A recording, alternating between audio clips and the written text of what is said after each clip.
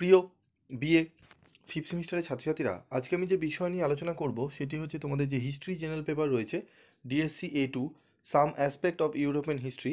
এই সাবজেক্ট থেকে আমি তোমাদের আজকে গুরুত্বপূর্ণ একটি নমুনা প্রশ্নপত্র মক টেস্ট পেপার নিয়ে আলোচনা করব এবং সাথে তোমাদের সম্পূর্ণ উত্তর নিয়েও আলোচনা করব। তো ভিডিওটি প্রথম থেকে শেষ পর্যন্ত একটু মনোযোগ সহকারে শুনো এবং ভিডিওতে আজকের যে প্রশ্ন এবং উত্তরগুলো নিয়ে আলোচনা করব তার সম্পূর্ণ PDF নোটস তোমরা কীভাবে পাবে সেটি নিয়েও আমি আলোচনা করব।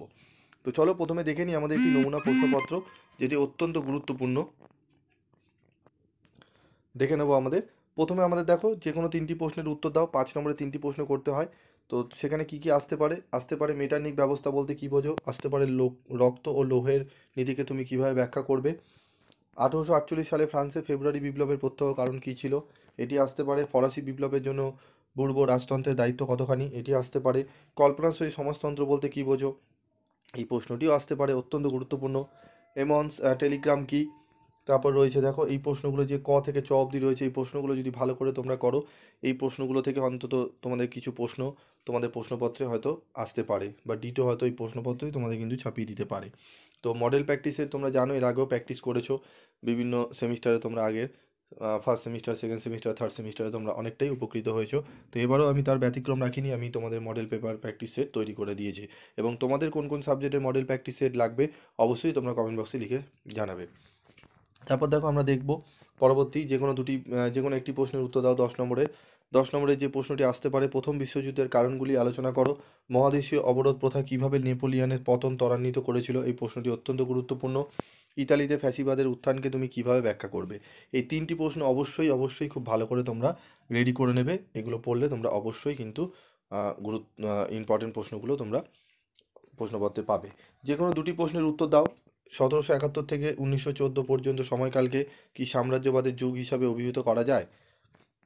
ভার্সাই সন্ধির মধ্যে কি দ্বিতীয় বিশ্বযুদ্ধের বীজ নিহিত ছিল, এই প্রশ্নটি অত্যন্ত গুরুত্বপূর্ণ। 20 নম্বরে দুটি প্রশ্ন তোমাদের করতে হবে। ইংল্যান্ডে শিল্প বিপ্লব প্রথম শুরু হয়েছিল কেন, বা ইংল্যান্ডে প্রথম শিল্প বিপ্লবের কারণগুলি আলোচনা করো, এই প্রশ্নটিও অত্যন্ত গুরুত্বপূর্ণ। ঠিক আছে, তারপর চলে আসবো পরবর্তী প্রশ্ন। এখানে দেখে নাও, জার্মানিতে নাৎসিবাদের উত্থানের কারণগুলি বিশ্লেষণ করো। জার্মানিতে নাৎসিবাদের উত্থানের কারণগুলি কী ছিল সেগুলো বিশ্লেষণ করতে বলছে। ফ্রান্সের ইতিহাসে সন্ত্রাসের রাজত্বের গুরুত্ব কী। এই কটি প্রশ্ন তোমরা ভালো করে করে যাও, তোমাদের একদম লাস্ট ফিউ মিনিটসের সাজেশন হিসেবে তোমরা এটা দেখতে পারো, বা দেখতে পারো মডেল প্র্যাকটিস সেট হিসাবে। এই প্র্যাকটিস সেটটি অবশ্যই ভালো করে তোমরা প্র্যাকটিস করে যেও। এবার বলবো উত্তরগুলো তোমরা দেখে নাও। 5 নম্বরের উত্তরগুলো এখানে দেওয়া রয়েছে। মেটার্নিক ব্যবস্থা বলতে কী বোঝো, একদম টু দি পয়েন্ট অ্যান্সার। এই অ্যান্সারের তোমরা ফ্রি PDF পেয়ে যাবে, কীভাবে পাবে সেটি আমি বলে দিচ্ছি তোমাদের, একটু জাস্ট দেখে নাও তোমরা।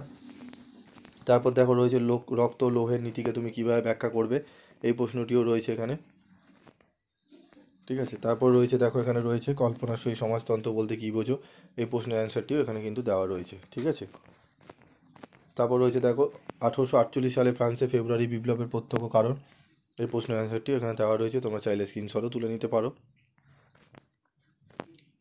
এই প্রশ্নের অ্যান্সারগুলো, এই যে 4টে প্রশ্ন আমি অ্যান্সার এখানে 5 নম্বরে দিলাম, এই সম্পূর্ণ PDF নোটস তোমরা গ্রুপে পেয়ে যাবে। তোমাদের গ্রুপে যারা রয়েছে গ্রুপে দিয়ে দেওয়া হবে, ফার্স্ট এবং সেকেন্ড গ্রুপ উভয় গ্রুপে দিয়ে দেওয়া হবে।